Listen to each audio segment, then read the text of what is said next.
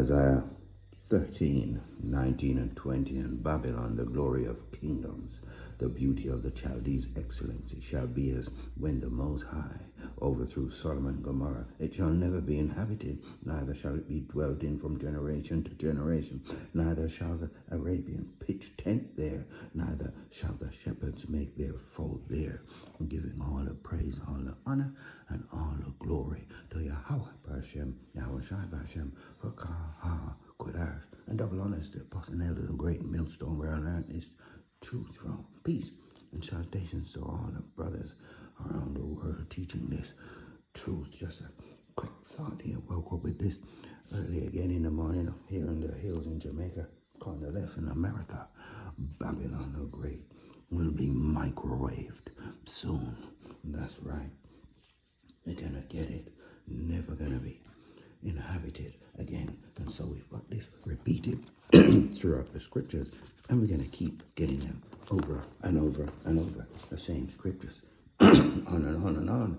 Revelation 17 and 16, and the 10 horns which thou sawest upon the beast is representing the EU and NATO. These shall hate the whores of America, Babylon the Great, and shall make her desolate and naked, and shall eat her flesh, and burn her with fire. Speaking of those ICBMs, turn the page in the Continental Ballistic Missiles. Hot, real hot. Revelation 18 and 8.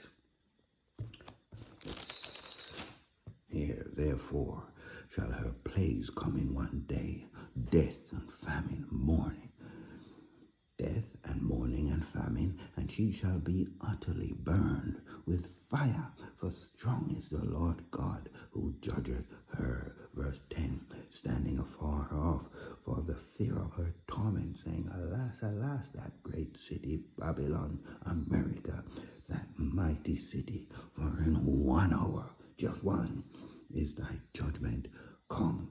All those nations that have been doing business and trading, getting rich, merchandising, they're going to stand afar off. It's all going to disappear in front of their face like a vapor. Isaiah 34. Let's go from 5. For my sword shall be bathed in heaven. Behold, it shall come down upon Idumea. That's the Greek way of saying Edom, this red man calling himself white, and upon the people of my curse to judgment. The sword of the Lord is filled with blood. It is made fat with fatness, and with the blood of lambs and goats, and with the fat of the kidneys of rams. For the Lord hath a sacrifice in Bosra. That's modern day America, the headquarters where he pushes out all of his madness right across the world, and a great slaughter in the land of Idumea.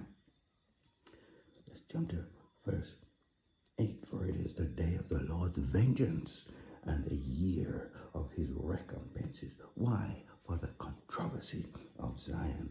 How dare you put your grubby, leprous hands on the children of the Most High, calling us bywords, Negroes, Latinos, Native Americans. All the name calling don't matter anymore. Jeremiah 51, your judgment is just around the corner. Let's go from 24. And I will render unto Babylon and to all inhabitants of Chaldees all their evil that they have done in Zion in your sight, saith the Lord. Behold, I am against thee, O destroying mountain, saith the Lord, which destroys all the earth. And I will stretch out my hand upon thee, and roll thee down from the rocks, and will make thee a burnt mountain. And they shall not take of thee a stone for a corner, nor a stone for foundations, but thou shalt be desolate. That's to say, totally ruined, desolate forever, said the Lord. No one's going to be looking to you anymore. You're not going to exist. You're going to be burnt out of existence. That's America. 2 Esdras 16. Go from 12. There's so much here. The earth quaketh, and the foundations thereof. The sea ariseth up with waves from the deep, and the waves of it are troubled, and the fishes thereof also before the Lord, and before the glory of his power. going to be no other gods being spoken of on that day. Everyone's going to know, for strong is his right hand that bendeth the bow, his arrows that he shooteth are sharp and shall not miss. When they begin to be shot into the ends of the world, behold, the plagues are sent, and shall not return again until they come upon the earth. That's these warheads. The fire is kindled and shall not be put out till it consume the foundation of the earth, like as an arrow which is shot of a mighty archer returneth not backward. Even so the plagues that shall be sent upon her shall not return again. Ezra said, woe is me, who will deliver me in those days? The beginning of sorrows and great mournings, the beginning of famine and great death, the beginning of wars and powers shall stand in fear, the beginning of evils. What shall I do when these evils come?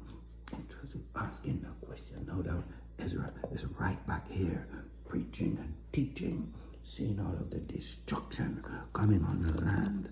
Fire is just around the corner. Malachi 4:1, for behold, the day cometh that shall burn as an oven, and all the proud, who's the proudest person in the earth right now? They're spouting all of their madness, flying up in the face of our power. Yahweh B'Hashem, Yahweh Shai, they're gonna burn, and all that do wickedly shall be stubble, and the day that cometh shall burn them up, saith the Lord of hosts, that it shall leave them neither root nor branch. They're going to be totally annihilated. We want 2 Peter 3, 1 verse here, 10, but the day of the Lord will come as a thief in the night. They're not looking for Yahweh Shai. No, they're too busy putting together their AI for their new world that they're putting together, into which the heavens shall pass away with a great noise, and the elements shall melt with fervent heat. There also, and the works that are therein, what's going to happen to them? They shall be burned up. Fire is coming. Back to Isaiah 24:19. The earth is utterly broken down. The earth is clean, dissolved. The earth is moved exceedingly. 2 places is mentioned, but total annihilation. This is America, Babylon the Great, and the so-called Israeli state. Israel will be built back up, but America, Babylon the Great, will never be inhabited again. Keep reading. The earth shall reel to and fro like a drunkard. And you imagine, if you ever even had the slightest tremor, you get so petrified as to what's going to happen next. The earth shall reel to and fro like a drunkard, and shall be removed like a cottage, and the transgression thereof shall be heavy upon it, and it shall fall and not rise again. Never, never, never, never. As I said in that song, where next Revelation 14:9, and the third angel followed them, saying with a loud voice, if any man worship the beast and his image, and receive his mark in his forehead or in his hand, the same shall drink of the wine of the wrath of the Most High, whose name is Yahweh. It means he is, he to be, he's the existing one, which is poured out without mixture into the cup of his indignation, and he shall be tormented with fire and brimstone in the presence of the holy angels and in the presence of the Lamb. And the smoke of their torment ascended up forever and ever. A long, long time is that place going to be on fire, and they have no rest day and night who worship the beast and his image, and whosoever receive the mark of his name. Here is the patience of the saints who are Hebrew Israelites. Here are they that keep the commandments of the Most High and the faith of Yahweh Shai. That's his name. 200 million warheads. This is the total overkill. I'm going to touch down in this Revelation 9 and 16, but let's wrap up here in this Ezekiel 38 and 10.